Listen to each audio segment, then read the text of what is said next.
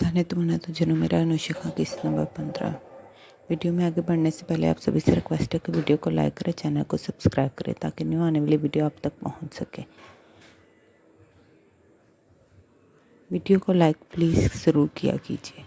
एहसान साहब की बात पर सतान शाह ने अपनी गहरी काली आंखों में छाती सुर्खी से लाउंज में सबको देखा। इससे पहले कि वो गुस्से से उठकर वहाँ से जाता, राम शाह ने इसे रोका। थोड़ा सब्र रख यार प्लीज़। राम शाह ने इसकी आंखों की बढ़ती सुर्खी पर इससे रिक्वेस्ट की, लेकिन हजार की मंगनी हो चुकी। एहसान ये शीशा के साथ ज्यादती हो गई, वो भी हमारी बेटी है। सलमान शाह ने करब से आंखें मूंदी।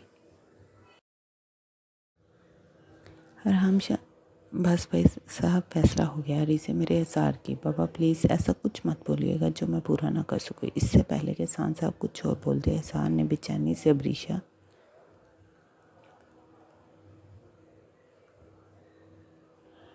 पर नसें जमाए अपनी जगह से खड़े होते कहा। हिसार की सुर्ख आंखों को देखते अबरीशा ने फौरन अपना सर झुकाया। इसे तो लग रहा था हिसार की 4 शादियां करने की ख्वाहिश जल्द ही पूरी हो जाएगी।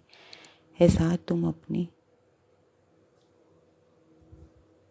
जुबान बंद रखो। तुम वही करोगे जो मैं तुम्हें करने को बोलूँगा। ये हुक्म है मेरा। एहसान साहब ने गुस्से से खड़े होते हिसार को देखते सख्त लहजे से कहा। बाबा आपका हर हुक्म सर आंखों पर, लेकिन मैं ये नहीं कर सकता। ठीक है, अगर तुम अपने बाप की नहीं मान सकते तो इस घर में भी तुम्हारे लिए कोई जगह नहीं। एहसान साहब ने हिसार की तरफ से मुंह मोड़े कहा, जबकि एहसान की बात पर सब औरतों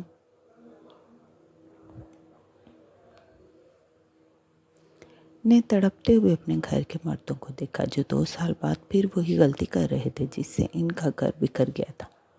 तो मुझे आज रात तक सोच कर बता दो, क्या फैसला है तुम्हारा? नहीं तो कल से मेरा सिर्फ एक ही बेटा होगा और अरीसे मेरे घर की ही बहू बनेगी। एहसान साहब ने एहसास से पीठ मोड़ते भरपूर गुस्से से कहते, आखिर में सब घर वालों के सर पर एक और धमाका किया। बाबा, अरीसे को मैंने हमेशा और दिव्या की तरह ही समझा है। इसके अलावा अगर इसे किसी नज़र से देखा है तो सतान भाई के हवाले से देखा है। हजार शाह को मौत तो कबूल है, लेकिन वो अपने भाई से बेवफाई नहीं कर सकता। हजार शाह ने करब से अपनी सूख होती आंखों से सतान शाह को देखते, एहसान शाह की आंखों में देखते। जनूनी आहिस्ता लेकिन सख्त लहजे से कहते। वहाँ से जाते जाते रुका जब एहसान साहब ने गुस्से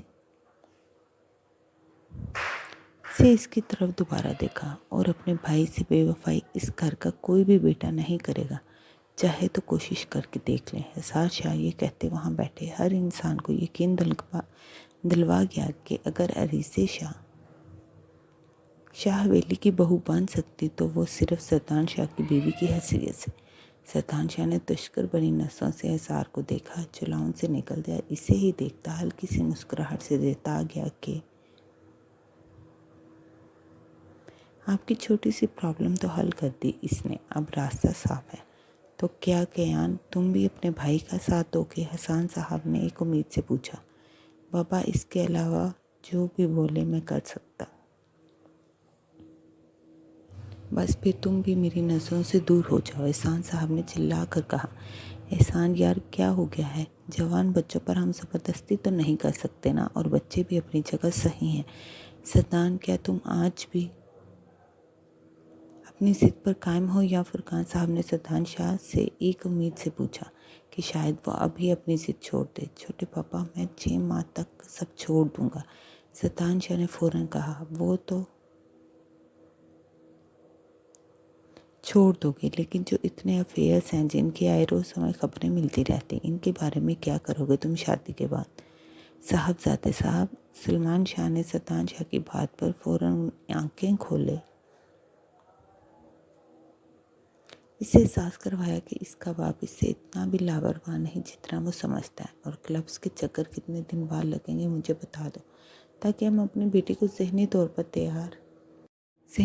तैयार करते। सलमान साहब ने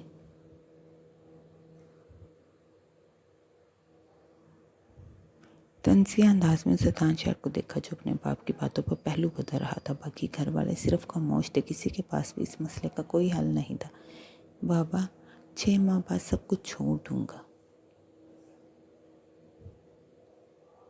सतान शाह ने भी किसी अच्छे बच्चे की तरह मासूमियत से कहा। कब तक? सलमान शाह भी अपने बेटे की मासूमियत के पीछे छुपी हकीकत को अच्छे से जानते थे।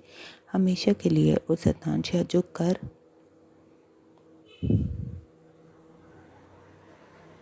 सकता वही बोलता। सतान शाह ने इस दफ़ा अपने असली सख्त लहजे से कहा, लेकिन अपने बाप के सामने आज भी इसकी नसें झुकी हुई थी। भाई साहब, अपने घर की बेटी को कहीं बाहर देने का अंजाम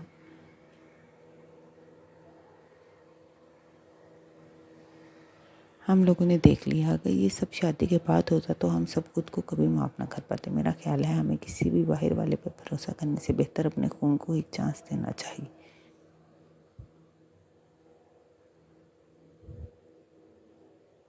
फरकान साहब ने सलमान साहब की तरफ देखते तसल्ली से कहा। सलमान साहब ने एहसान साहब की तरफ देखा जो सलमान साहब के बराबर सोफे पर बैठे थे। मेरा ख्याल है फरकान भाई बिल्कुल सही कह रहे हैं।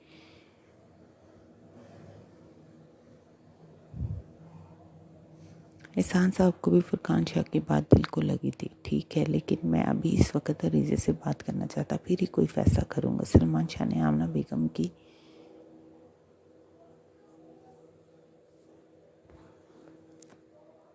आंखों में रजामंदी देखते कहा। शान से जी बाबा। शान से भाभी फ़ौरन आमना बेगम के पहलू से खड़ी हुई।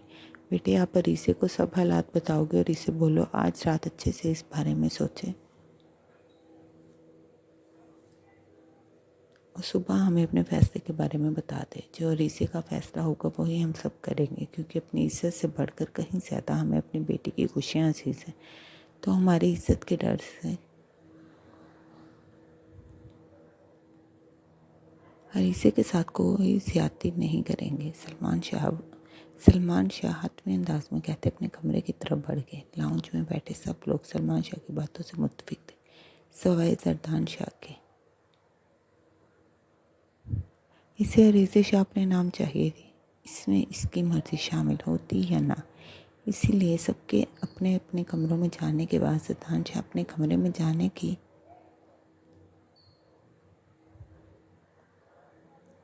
बजाय अरीसे शाह के कमरे की तरफ बढ़ा, जहाँ शान से भाभी इससे बात करने गई थी।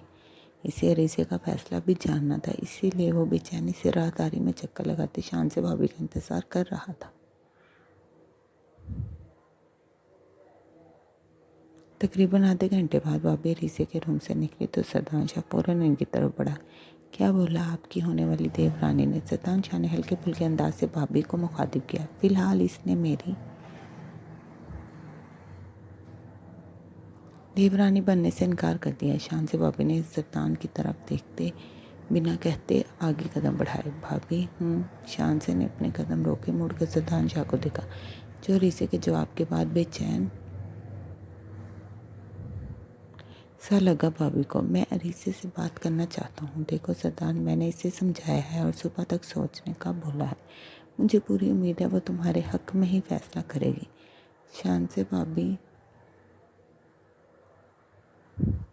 ने सल्तान के कंधे पर हाथ रखे नरम लहजे से कहा। बेशक सल्तान शाह इन्हें भी बहुत अजीज था और वो भी चाहते थे वो वापस घर आए और सब ठीक हो जाए, जो 2 साल से बिगड़ा हुआ था। भाभी एक बार देखो सल्तान, मैं तुम्हें मना नहीं कर रही, लेकिन मशवरा दे रही। हर इसी को ठंडे दिमाग से फैसला करने दो और जोर ज़बरदस्ती से कोई खुश नहीं रह सकता। शानजे भाभी ये कहते राहदारी से होती नीचे अपने कमरे की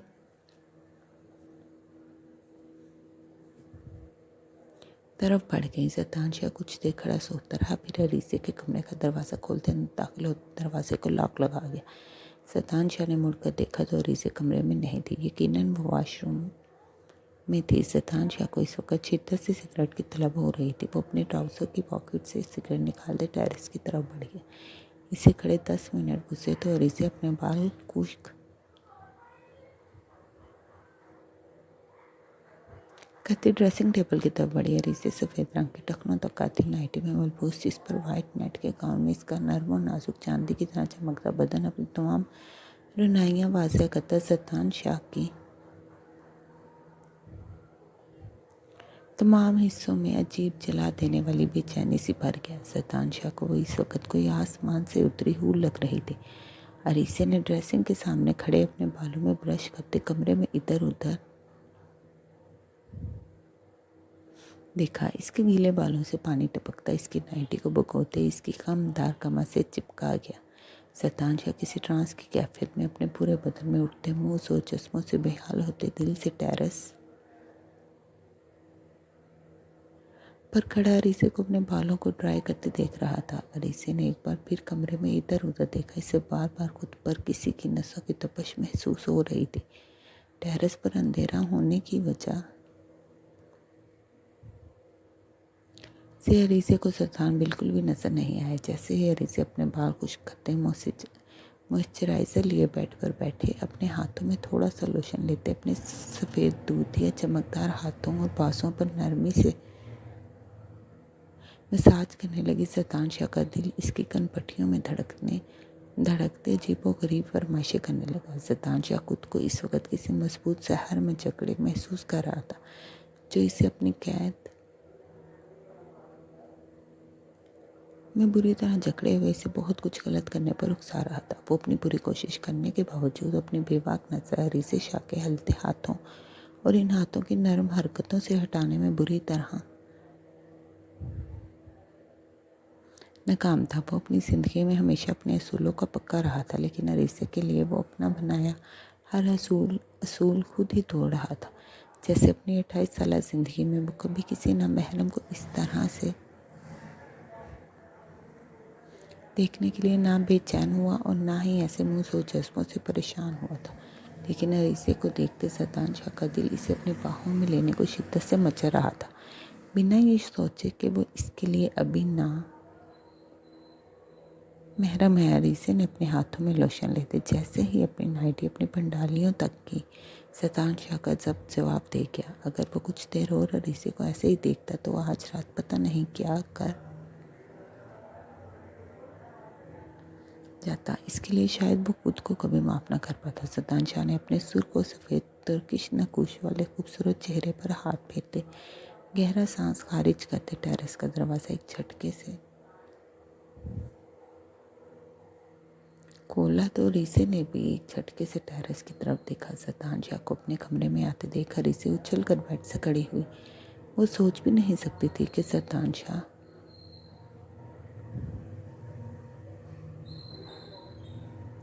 टेरेस पर हो सकता है, क्योंकि जिस दिन से शतांशा रात को इसके कमरे में आया था इसके बाद से रीसे शाह अपने कमरे के टेरेस को लॉक लगा कर ही सोती थी। आज भी इसने शांति भाभी के जाने के बाद अच्छे से लॉक लगा कर ही शावर लेने गए थे। आप कैसे आए? टेरेस को तो लॉक लगाया था मैंने। रीसे फ़ौरन टेरेस के डोर को हिला जुला के देखने लगी। मैं यहाँ से नहीं, यहाँ से आया हूँ।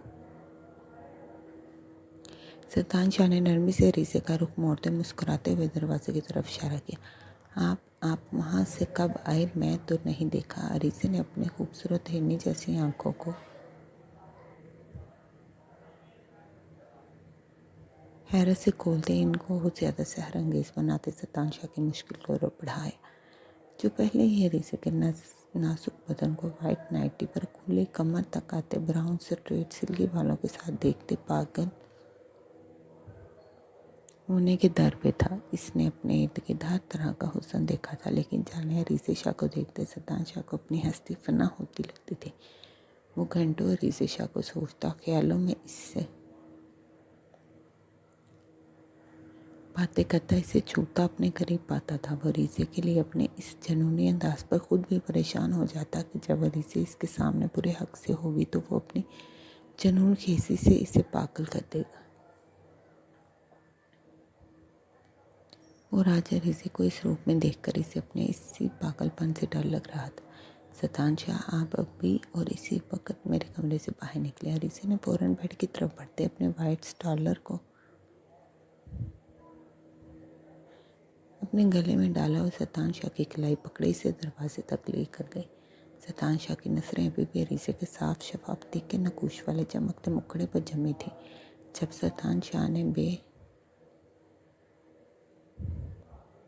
बसे के इंतहा पर पहुंचते रीसे से अपनी कलाई छड़वाते अपने दोनों हाथ रीसे के गालों पर रखे इसके माथे पर अकीदत से बोसा देते इसकी सहरंगेज गहरी से आंखों को बारी बारी चूमा। इससे पहले कि सतान शाह इससे आगे पेशकदमी करता। अरीसे ने इससे दूर होते अपनी पूरी ताकत से एक थप्पड़ सतान शाह के मुंह पर लगाया। आपकी हिम्मत कैसे हुई मुझे इस तरह से छूने की? अरीसे शाह ने सतान शाह को पीछे धक्का देते चिल्लाते हुए कहा। इसका चेहरा सेकंड्स में पूरा आंसुओं से भर गया, जबकि इसका नाजुक बदन बुरी तरह लरस रहा था।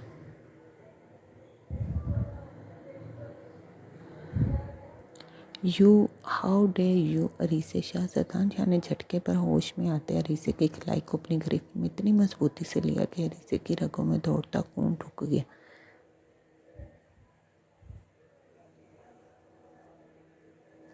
How dare you mister Satan? Mister Satan, how can you touch me like that? How dare you? अरीसे ने अपने दूसरे हाथ से सतान शाह के कशीदा सीने पर मुक्के।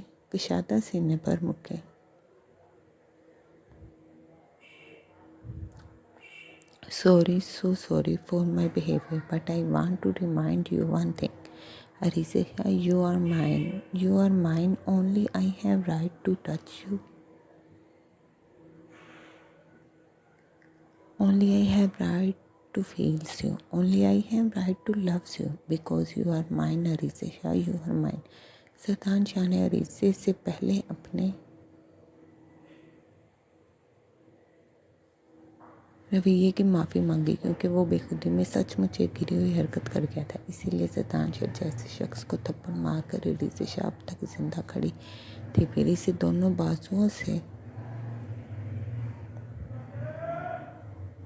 पकड़े अपनी आंखों में दहकती सुर्ख आग से अरीसे शाह को खाकस्तर करते इतनी जोर से चिल्ला के कहा कि नाजुक जान अरीसे के साथ साथ इसके कमरे के दिरो दीवार भी लरस गए। No Satan Shah, no. I will never give you any right. अरीसे ने भी सतान शाह की आंखों में आंखें डाले हिम्मत करते कहा। Let's see dear. Satan Shah ने इसके गाल को हल्का सा छूते कहा तो अरीसे फौरन 2 कदम पीछे ले जाती से घूर गई, जो अभी भी ढीठ इब्ने ढीठ बना इसे बेबाक नजरों से देख रहा था।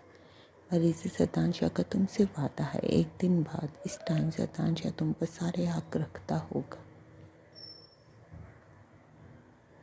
सतान शाह दोबारा 2 कदमों का फासला फिर ख़त्म कर गया जो अरीसे शाह ने अभी बढ़ाया था। मैं बाबा को इस शादी से इनकार कर दूंगी। अरीसे ने सतान शाह के सीने पर मुक्के बरसाते चीखते चिल्लाते रोते हुए कहा, तुम ऐसा कुछ नहीं करोगे। सतान शाह ने बेबसी से दोबारा इसे छूते अपनी बाहों में कैद करते इसके कान की लू को छूते कहा, छोड़ो मुझे जिद्दी मगरूर घमंडी इंसान।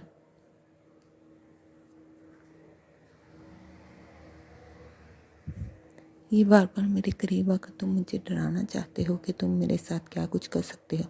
अरीसे शाह ने दोबारा से सतान शाह को धक्का देते कहा, लेकिन मैं अब तुमसे बिल्कुल नहीं डरती और अब मैं ऐसा ही करूँगी।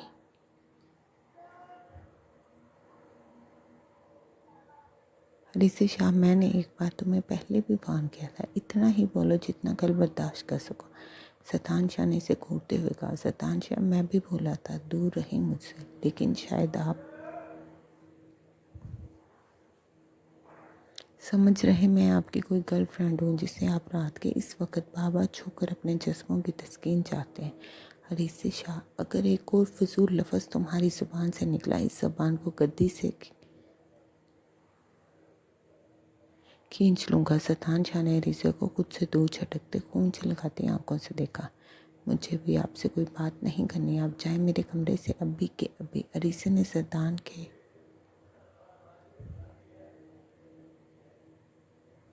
झटके से संभलते फौरन गुस्से से हिसाब बेबाक किया। तुम कल निकाह के लिए हाँ करोगी या नहीं? आखिरी बार पूछ रहा। सतान शाह ने इस बार अपने लहजे को पथरीली चट्टान जैसा सख्त बनाते अरीसे के बाजू को अपनी चट्टानी गिरफ्त में लिया। नहीं, बिल्कुल नहीं। अरीसे ने भी सतान शाह की आंखों में देखे सख्त लहजे से बोले, बल्कि कल तक का इंतज़ार क्यों, मैं अभी इसी वक्त इनकार करके आऊँगी बाबा को। अरीसे ने सतान से अपना बाजू छोड़ा तो दरवाजे की तरफ कदम बढ़ाया। अरीसे शाह, असफर अहमद इस वक्त मेरे मेहमान खाने में है और जैसे ही तुम्हारे कदम इस कमरे से दूर जाएंगे वैसे ही असफर अहमद की सांसें इससे दूर करती जाएंगी। इस सब में असफर का क्या कसूर है? वो मैं हूँ जो आपसे शादी नहीं करना चाहते। अरीसे ने रोते हुए वापस मुड़ते सतान शाह को देखते कहा, देखते अपने बालों को जोर से जकड़े अपना पूरा जोर लगाकर चिल्लाते कहा, डोंट अरीसे शाह डोंट। तुम्हें खुद को तकलीफ पहुंचाने की इजाज़त भी सतान शाह तुम्हें नहीं देता। सतान ने गुस्से से तनी रगों से एक सेकंड में अरीसे की तरफ बढ़ते, इसके हाथों से इसके बाल निकालते, अपने हाथों से इन्हें सीधे करते अरीसे को अपने गले लगाए, नरमी से इसके बालों पर अपने होंठ रखे। क्या अरीसे शाह को सांस लेने की इजाज़त है या वो भी नहीं? अरीसे ने अपनी गुलाबी आंखें ऊपर उठाते सतान शाह की तरफ देखते नम लहजे से कहा, बिल्कुल है मेरी जान, लेकिन सिर्फ सतान शाह की बनकर, दूसरे किसी सूरत में नहीं। सतान शाह ने गमगीन लहजे से कहते अरीसे की गुलाबी आंखों को दोबारा छुआ तो अरीसे होश में आती झटके से सतान शाह से दूर हुई। देखिए सतान, आप असफर को छोड़ दे, मैं इससे शादी नहीं करती। अरीसे ने थके अंदाज में सोफे पर बैठते कहा, तुम सुबह बाबा से हमारे निकाह के लिए हाँ कहोगी? हमारा निकाह होने की सूरत में ही असफर अहमद अपने घर जा सकता। सतान शाह ने अरीसे के बराबर सोफे पर बैठते हतमी लहजे से कहा, मैं बाबा को सब सच सच बता दूंगी। अब मुझ में ये सब बर्दाश्त करने की और हिम्मत नहीं। सतान के बैठते ही अरीसे ने वहाँ से उठते दोबारा से ज़िद्दी लहजे में कहा। जब सतान ने बिना अरीसे की बात का कोई भी जवाब दिए अपना मोबाइल निकाला, जबकि अरीसे बेबसी से खड़ी बस सतान शाह को देख रही थी। हेलो, हाँ सिकंदर, इसी वक्त असफर अहमद के पास जाओ और इसकी ऐसी खिदमत करो कि वहाँ के दर दीवार हिल जाए, और जब इसकी खिदमत हो रही हो वीडियो कॉल बंद नहीं होनी चाहिए। सतान शाह ने अरीसे पर नजरें गाड़े सिकंदर को सख्त लहजे से कहा, जी सर जी। सिकंदर फौरन सतान शाह के हुक्म पर असफर वाले कमरे में गया और वीडियो ऑन की। दूसरी तरफ सतान ने अपनी तरफ का कैमरा बंद ही रखा और टांग पर टांग रखे अरीसे की तरफ सुर्ख आंखों से देखा। सतान प्लीज़ आप ऐसा कुछ ना करें। अरीसे फौरन सतान के पास सोफे पर बैठती अपनी पुरनम और ठंडी हथेली इसके हाथ पर रख के। सतान शाह ने फौरन अपना हाथ झटका अरीसे के हाथ की ठंडक इसके दिल पर मिनटों में सुकून उतारती, इसका गुस्सा कम कर देती। लेकिन वो इस वक्त अपना गुस्सा कम करने के बजाय अपने जलाली मूड में ही रहकर अरीसे से अपनी बात मनवा सकता था। इसलिए वो अरीसे का हाथ फौरन झटक गया। नहीं अरीसे शाह, तुम्हें मेरी बात एक बार में समझ नहीं आती ना, तो आज अपनी जिद का अंजाम देखो। सरदार के ये कहते ही अरीसे को असफर अहमद के चिल्लाने की आवाज़ सुनाई देने लगी। अरीसे असफर अहमद की चीखें सुनते थर थर काँप रही थी। सैतान प्लीज़ प्लीज़, आप जो बोलेंगे मैं करूँगी। इस सब में असफर का क्या कसूर है? अरीसे ने अपने नर्म और नाजुक कांपते हाथ को दोबारा सैतान के बाजू पर रखा। बस अरीसे शाह बस, अगर अब तुमने मेरे रकीब असफर के लिए एक आंसू भी बहाया तो मैं अभी इसके सर का निशाना लगवा दूँ। सैतान ने अरीसे के हाथ को झटकते अपनी सुर्ख आंखों से अरीसे को वान किया। मैं नहीं रो रही, आप बस इसे छोड़ दें। अरीसे ने फौरन अपने हाथों की पूंछ से अपनी गुलाबी होती आंखों को साफ किया। अरीसे शाह, फिर चुपचाप सुबह बाबा को हमारी शादी पर हाँ बोलोगी तो? सैतान शाह ने अरीसे की गर्दन को पीछे से पकड़े अपने मुंह के पास ले जाते गिरा कर अपनी सारी तपश इस नाजुक पर निकाली।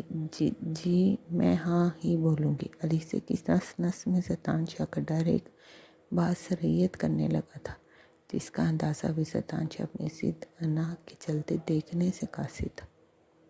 मेरा अनुशिहा किस नंबर 16। मम्मा बिल्कुल भी दिल नहीं कर रहा। अबरीशा ने सामने पड़े नाश्ते को देखते पास बैठी गुलनूर के कंधे पर सर रखा। अगर नाश्ता नहीं करोगी तो मैं तुम्हें पेपर देने के लिए नहीं जाने दूंगी। गुलनूर ने अपनी नाजुक सी बेटी को देखा जिसकी हमेशा खाने पीने से जान जाती थी। गुलनूर ने ब्रेड और फ्राई अंडे की छोटी बाइट अबरीशा के मुंह के पास की तो इसने आखिरकार अपना सर गुलनूर के कंधे से उठाए मुंह खोला। मम्मा मुझे तो एक्साइटमेंट से रात नींद ही नहीं आ रही थी। कैरी से अभी कहीं नहीं जा रही और वो जरदान भाई के साथ तो बहुत अच्छी लगेगी। अबरीशा ने दोबारा गुलनूर से बाइट लेते कहा। बस बेटे दुआ करो जो हो हमारे घर के लिए अच्छा हो। गुलनूर ने परेशानी से कहा।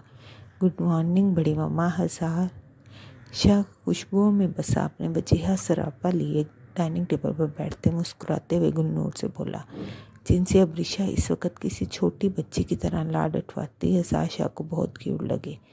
गुड मॉर्निंग बेटा। आप उठ गए जल्दी। गुलनूर ने एक बाइट और अबरीशा के मुंह में डाल दे शाह को मुस्कुरा कर देखा। जी हजार शाह ने अबरीशा पर अपनी नज़रें जमाए गुलनूर से कहा, मम्मा मैं बाकी खुद ही खा लूँगी। अबरीशा ने हजार के इसे यूँ घूर कर देखने की वजह से गुलनूर के हाथ से बाइट ली। चलो शुक्र है, नहीं तो मुझे तो यही लगता तुमने कभी बड़ी नहीं होना। गुलनूर कुर्सी से उठती बोली जबकि अबरीशा हजार के सामने अपनी माँ की इतनी इज्जत अफजाई पर अपना सर खामोशी से प्लेट पर झुका गई। बड़ी मम्मा इतनी खामोशी क्यों है आज? हजार ने गुलनूर से जूस का गिलास पकड़ते कहा जो वो इसके लिए डालती पकड़ा गई थे। बेटा सब अभी भी सो रहे। अबरीशा का पेपर था इसलिए मुझे इसे भेजना था। आपको कुछ चाहिए तो बता दो, मैं बना देती हूँ। रशीदा लोगों को भी थोड़ा लेट आने का ही बोला था आमना भाभी ने। गुलनूर ने खुद के लिए भी एक गिलास जूस निकालते कुर्सी पर बैठते तफसील से बताया। हजार बेटा आप अबरीशा को यूनिवर्सिटी छोड़ दो कि आपके बड़े पापा अभी भी उठे नहीं? जी छोड़ दूंगा। हजार शाह ने जूस पीते जहाँ नॉर्मल लहजे से कहा वहीं अबरीशा को अपना सांस रुकता महसूस हुआ। मम्मा मैं इनके साथ नहीं जाऊंगी। अबरीशा ने मुश्किल से अपनी बाइट हलक से नीचे करते कहा। क्यों? गुलनूर ने गुस्से से अबरीशा को देखा जो बाप भाइयों के लाड से इन्हें काफ़ी बिगड़ी ही लगती थी हमेशा। ये मुझे डांटते हैं। अबरीशा ने जूस का एक घूंट भरते हिम्मत करते हजार की तरफ देखा जो अजीब सुर्खी माइल आंखों से उसे देख रहा था। हजार के होंठों पर पूरे इसरार से मुस्कुराहट भी अबरीशा को नजर आ रही थी। अगर हजार शाह हवेली में इसके साथ इतना कुछ कर सकता था तो अकेले में पता नहीं वो इसका क्या हाल करता। क्या मतलब? कब और क्यों डांटा? गुलनूर ने हैरानगी से हजार शाह को देखा। बड़ी मम्मा 2 दिन पहले जब यूनिवर्सिटी छोड़ने का बोला था आपने, इससे मैंने गलती से चादर लेने का बोल दिया था जिस पर पहले इसने मेरे साथ बदतमीजी की। फिर अरहाम ने भी मुझे अच्छा खासा बेइज्जत करते बोला कि मैं आइंदा से अबरीशा को कुछ भी ना बोलूं। हजार शाह ने अबरीशा के बोलने से पहले खुद ही सारी बात को इस तरीके से जल्दी से बताया कि गुलनूर जैसी नाजुक जान अबरीशा को ही डांटती क्योंकि वो अबरीशा की इन्हीं आदतों से तंग थी। जबकि अबरीशा बस मुंह खोले हजार शाह का मुंह देख रही थी। बेशक बात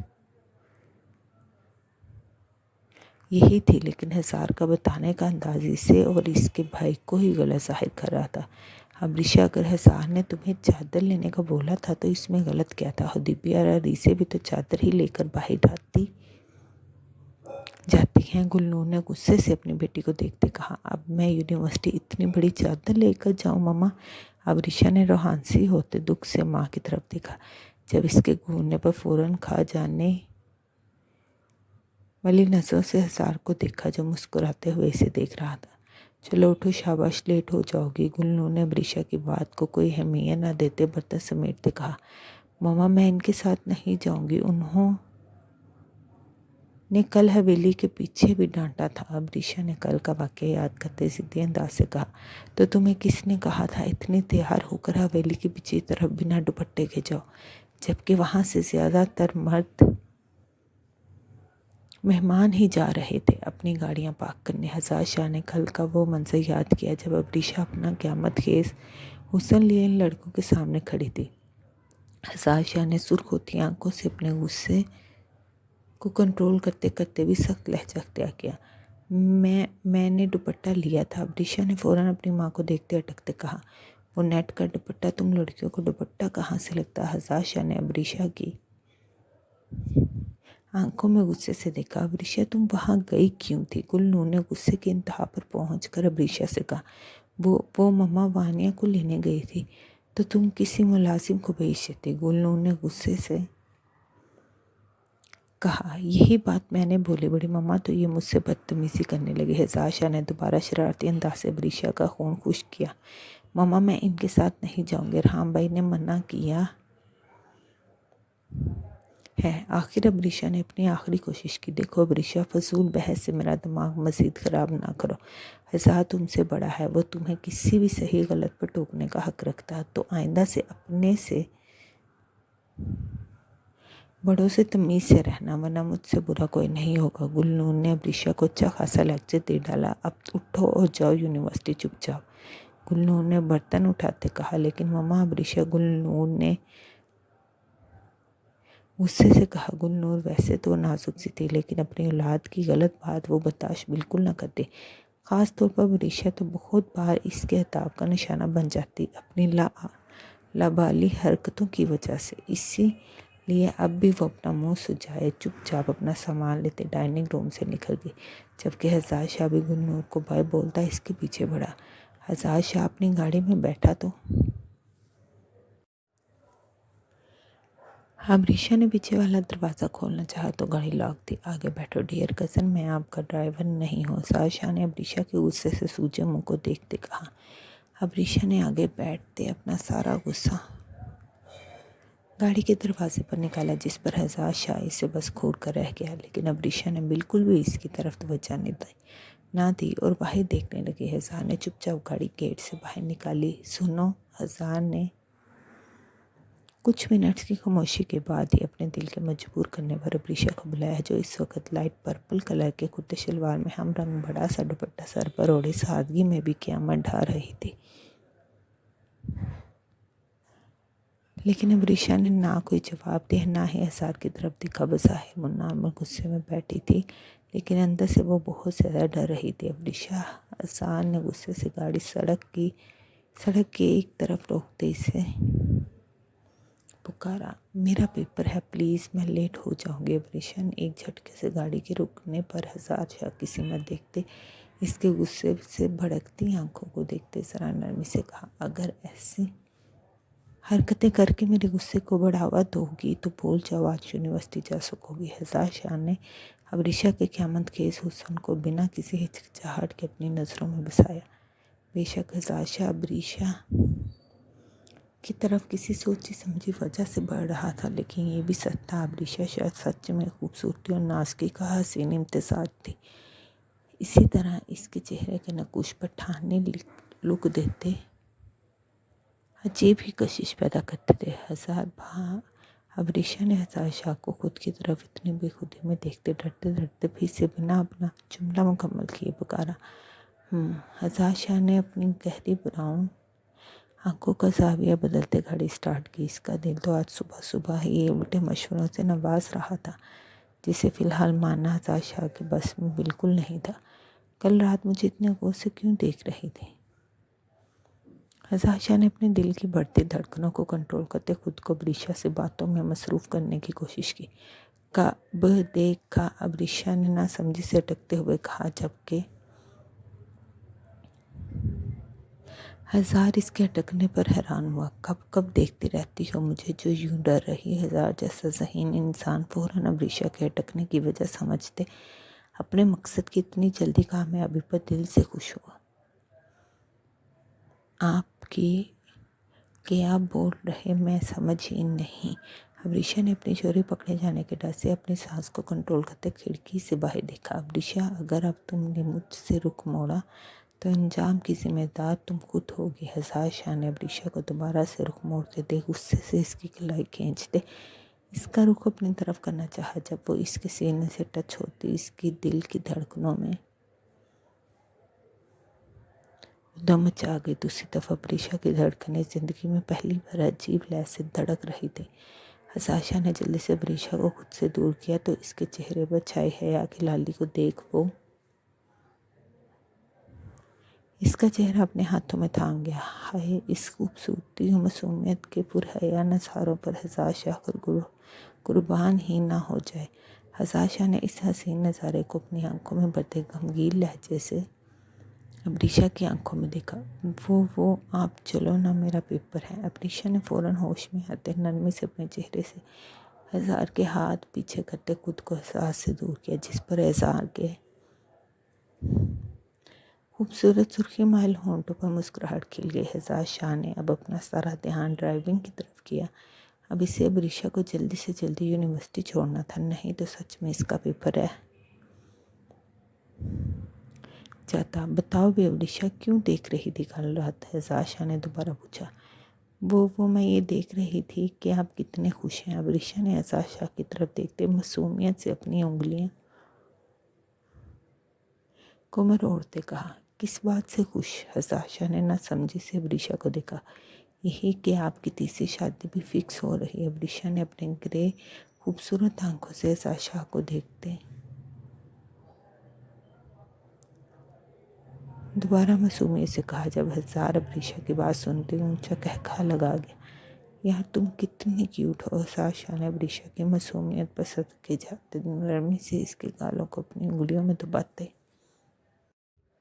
हल्के से इसका सर इधर उधर हिलाते मुस्कुराते हुए अपना हाथ दोबारा स्टीयरिंग पर रखा, जबकि अबरीशा ने आहिस्ता से मुस्कुराते अपने इसी गाल पर नरमी से अपना हाथ फेरते कुछ अजीब महसूस करते बाहर खिड़की की तरफ तवज्जो मरकूज कर ली। सुनो, हसाशा ने यूनिवर्सिटी के सामने गाड़ी रोकते कहा। जी। अबरीशा ने अपना बैग कंधे पर डालते हजार की तरफ देखा। तुम शायद भूल गई, मैंने बोला था पहली शादी तुमसे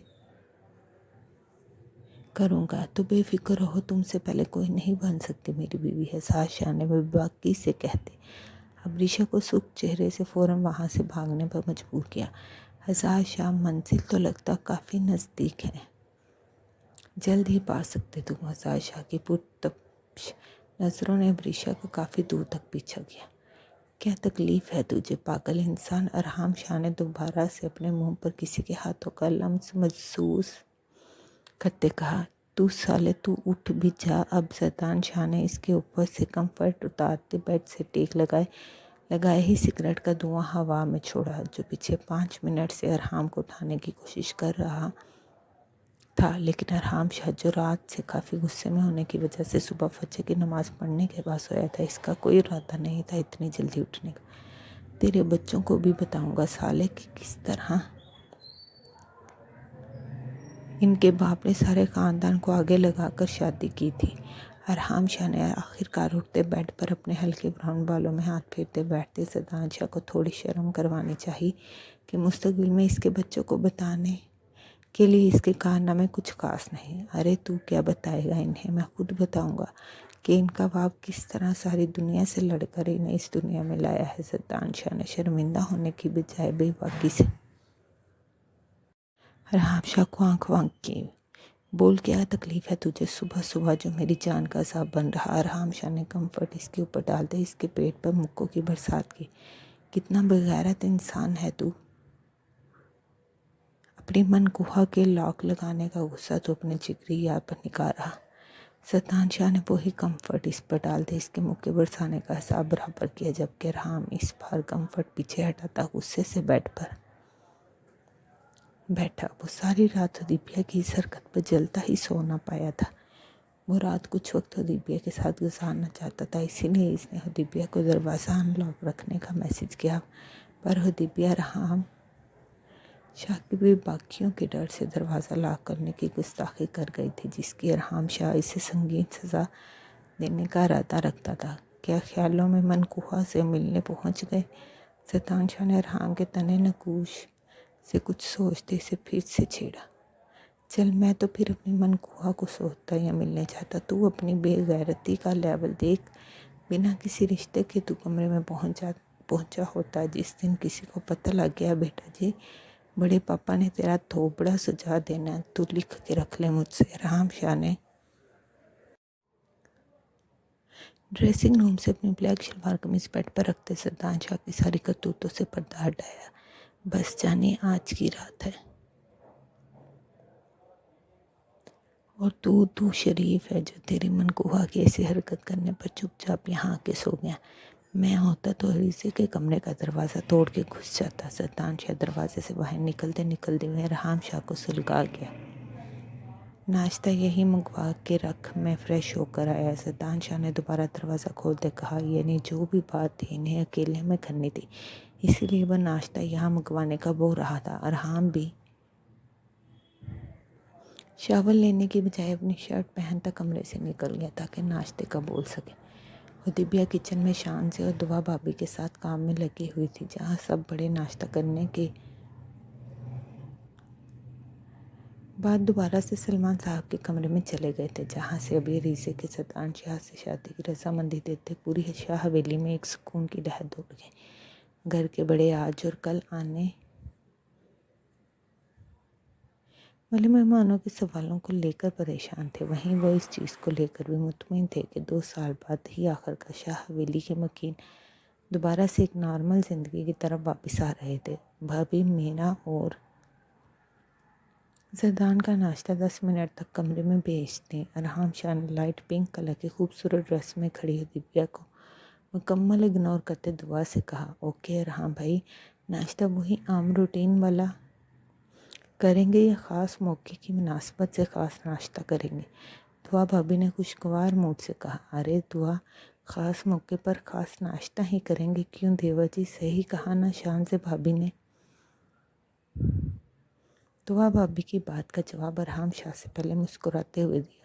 खैरियत है, आज हमारे घर की ख़वातीन बहुत हशाश बशाश हैं। अरहाम शाह ने ट्राउज़र की पॉकेट में हाथ डालते शान से और दुआ से पूछा, अरे हमारी एक और देवरानी आ रही तो खुश तो होंगे ही हम, आखिर को जेठानियों को और रोब डालने का मौका मिलेगा। क्यों शान से भाभी? दुआ भाभी ने मुस्कुराते हुए ट्रे में चीज़ें सेट करते कहा, बिल्कुल, वैसे हम इतनी जालिम जेठानियाँ नहीं। क्यों दिव्या, सही बोला ना मैंने? शान से भाभी ने चुपचाप पकी हुई चाय को दोबारा पकाते हुए दिव्या को भी घसीटा। जी जी भाभी, सही बोला। जबकि दिव्या के बेध्यानी पर दिए गए जवाब पर शान से दवा भाभी का ज़बरदस्त कहकहा किचन में गूंजा। जबकि अरहाम दिव्या के इतने कंफ्यूज होने पर अपनी मुस्कुराहट छुपाता किचन से निकल गया।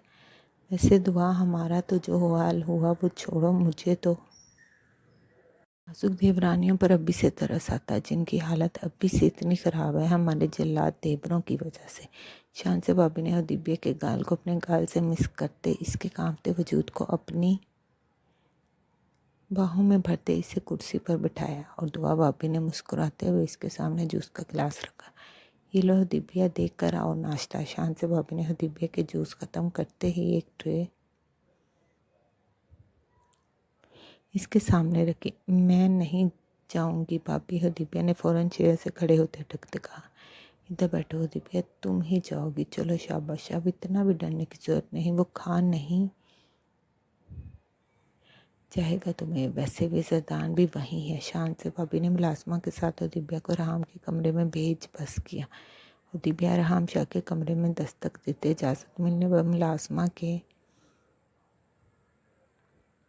साथ कमरे में दाखिल हुई तो कमरे में रहाम शाह ब्लैक शलवार कमीज में खुशबुओं में बसा ड्रेसिंग मिरर के सामने खड़ा अपने लाइट ब्राउन बालों को सेट कर रहा था। कमरे में जरदान को ना पाते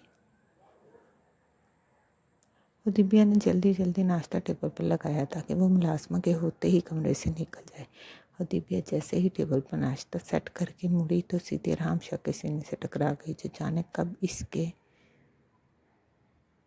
पीछे आ खड़ा हुआ। और दिव्या ने इधर उधर देखा तो मुलाजमा पता नहीं कब की कमरे से जा चुकी थी और कमरे का दरवाज़ा भी बंद था, यानी वो शेर की कछार में बुरी तरह फंस गई थी। बेगम साहिबा ऐसी हरकतें करती क्यों हैं जिनके बाद आपको ऐसे कांपना पड़े? अरहाम शाह ने दिव्या की कमर पर अपने दोनों बाजू बांधते इसे अपने करीब करते गुस्से से फनकारते कहा, वो मैं सो गई थी। दिव्या ने जानबूझ कर झूठ बोला। दिव्या, अरहाम शाह, मुझे झूठ बोलने वाले लोग बहुत बुरे लगते हैं और इन लोगों को तो मैं माफ़ी बिल्कुल नहीं देता जिनको मेरी बात एक बार में समझ नहीं आती। अरहाम शाह ने अपनी घनी ब्रेड दिव्या के नर्म और नाजुक सुर्ख गालों पर फेरते इसकी नाजुक कमर को अपनी सख्त गिरफ्त में लेते खुद के करीब और करीब किया कि दिव्या की नाज़गी से अपने सीने पर महसूस होती। इसकी धड़कनों को भी दिव्या की धड़कनों की तरह धड़का गई। सॉरी रहाम शाह दिव्या को ऐसे ही खुद में बिंचे अपनी और दिव्या की धड़कनों का खूबसूरत शोर सुनने में मगन था जब दिव्या ने हिम्मत करते कहा, ना बेगम साहिबा ना, आज तो सज़ा मिलेगी। आपकी गलती की और वो सज़ा भी भरपूर होगी ताकि आप आइंदा ऐसी गलती करने की हिम्मत ना रखें। अरहम शाह ने दिव्या की तरफ अपनी खुमार और गुस्से के मिले जुले तासुरात से भरी आंखों से देखते इसके मेकअप से पाक चेहरे के हर हिस्से को अपने जुनूनी लम्स से छूते इसके लरसते वजूद को वैसे ही अपनी बाहों में थामे सोफे पर बैठते इसे कमर से पकड़े अपनी थाई पर बिठाते इसके नरम गुलाबी होंठों को पूरी शिद्दत से अपने होंठों में लेते इसकी सांसें छीने। सीन अभी जारी है। सद्दाम शाह ब्लू जीन्स पर वाइट शर्ट पहने बिल्कुल तैयार था जब इसके कमरे के दरवाजे पर दस्तक हुई। आ जाए। सद्दाम शाह ने अपना मोबाइल वॉलेट उठाते मुड़ कर देखा तो रेहान शाह कमरे का दरवाज़ा लॉक करते सोफे की तरफ बढ़ा। सद्दाम, तुम्हें पता है अरीसे ने तुमसे शादी के लिए हाँ कर दी है। रेहान शाह ने सोफे पर बैठे टांग पर टांग रखे सद्दाम शाह को एक्सरे करती आंखों से देखा। सद्दाम शाह के दोनों बड़े भाई बहुत मुस्तकिल मिजाज थे, हर बात को सोच समझ और तसल्ली से करने वाले, जबकि सद्दाम इनसे बिल्कुल उलट था। और ये भी सच था, बेशक सद्दाम शाह हमेशा अपनी मर्जी करता आया था, पर इसके दोनों भाइयों का आज भी इस पर अच्छा खासा रोब था। इसीलिए अब रेहान शाह के इसके कमरे में मौजूदगी से वो समझ गया कि कुछ गड़बड़ हो गई है, वरना रेहान शाह तब तक ना बोलते जब तक इन्हें ये यकीन ना हो जाता कि अब पानी सर से ऊपर जा रहा। सद्दाम शाह ने बेड के किनारे बैठते इसके साइड टेबल का दराज खोल कर देखा तो इसकी मतलूबा चीज़ वहीं थी। अच्छा फैसला लिया है अरीसे ने, सद्दाम शाह ने सुकून से कहा। मुझे भी यही लगता। तो अब तुम मुझे बताओगे तुमने ये सब कैसे किया, क्योंकि अरीसे मेरे लिए बिल्कुल मेरी बेटी जैसी है, तो इसके मुस्तकबिल को लेकर मैं बिल्कुल श्योर होना चाहता। रेहान शाह ने सद्दाम शाह पर नजरें गाड़े अपने असली सुकून से कहा। भाई मैंने क्या करना था। सद्दाम शाह ने मासूमियत से इस भाई को धोखा देना चाहा जिसकी जहानत के चर्चे हर जगह मशहूर थे। जिस अस्पताल की लोकेशन असफर अहमद का मोबाइल बता रहा, वहाँ पर कोई भी ऐसी लड़की नहीं आई जिसका नाम अनिला हो या जिसने खुदकुशी की कोशिश की हो, तो फिर असफर अहमद वहाँ क्या कर रहा। रेहान शाह ने सद्दाम शाह की तरफ देखते लफ्ज़ चबा चबा कर बोले, तो भाई ये सब मुझे क्या पता, मैं कौन सा असफर अहमद का असिस्टेंट हूँ जो इसके हर जगह आने जाने की मुझे खबर होगी। सद्दाम शाह ने इस बार ज़रा गुस्से से कहा। हाँ ये भी ठीक कहा तुमने, मुझे इन्फॉर्मेशन मिली थी तो सोचा तुमसे शेयर कर लूँ बाबा को बताने से पहले। रेहान शाह ने सोफे से उठते सद्दाम शाह के कंधे पर हाथ रखे कहा, आप बाबा को कुछ नहीं बताएंगे। सद्दाम शाह ने ज़िद्दी छोटे बच्चे की तरह रेहान शाह का हाथ पकड़ेगा। तुम्हें ऐसा क्यों लगता मैं बाबा को नहीं बताऊंगा, मैं अभी बाबा को सब बताऊंगा। रेहान शाह ने सद्दाम शाह की जुबान ना खोलते देख गुस्से से कहा और दरवाजे की तरफ बढ़ गया। असफर मेरे पास है भाई। इससे पहले कि रेहान शाह दरवाज़ा खोलता सद्दाम शाह की भारी आवाज़ कमरे में गूंजी। Are you in your senses. Rehan Shah ने मुड़ते हुए सद्दाम शाह को भरपूर गुस्से से लताड़ा।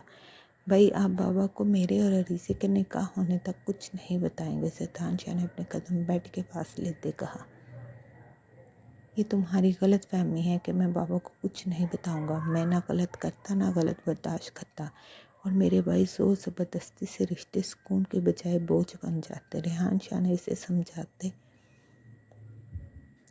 दरवाजे की तरफ कदम बढ़ाए। आप बाबा को कुछ नहीं बताएंगे। सद्दाम शाह ने ड्रा से अपनी मतलूबा चीज़ निकाल दी, चिल्ला कर कहा। जब रेहान शाह गुस्से से मुड़े और सद्दाम शाह को अपनी कनपट्टी पर घन रखे देख इनका सारा वजूद एक पल के लिए लरस गया। भाई आप बाबा को कुछ नहीं बताएंगे। सद्दाम शाह ने नम लहजे से इल्तिजा की। तुम मुझे ब्लैकमेल कर रहे हो। रेहान शाह ने सद्दाम शाह की तरफ बढ़ते गम से फटते दिल से कहा। बेशक वो जज्बों की इजहार में सिफर थे, लेकिन ये सच था, इन्हें अपना छोटा भाई अपनी जान से भी ज़्यादा अजीज था। ब्लैकमेल नहीं कर रहा, सिर्फ चुनने को बोल रहा कि आपके असूल या आपका छोटा भाई। सद्दाम शाह ने अपनी नम आंखों को साफ करते कहा। सद्दाम शाह 1 सेकंड के अंदर अपनी गन मुझे तो। रेहान शाह ने सद्दाम शाह की तरफ बढ़ते कहा। भाई अगर आप मेरी तरफ बढ़े तो मैं खुद को शूट कर लूँगा। सद्दाम शाह ने उंगलियों का दबाव ट्रिगर पर दबाया। रेहान शाह सद्दाम शाह की तरफ बढ़ तेजी से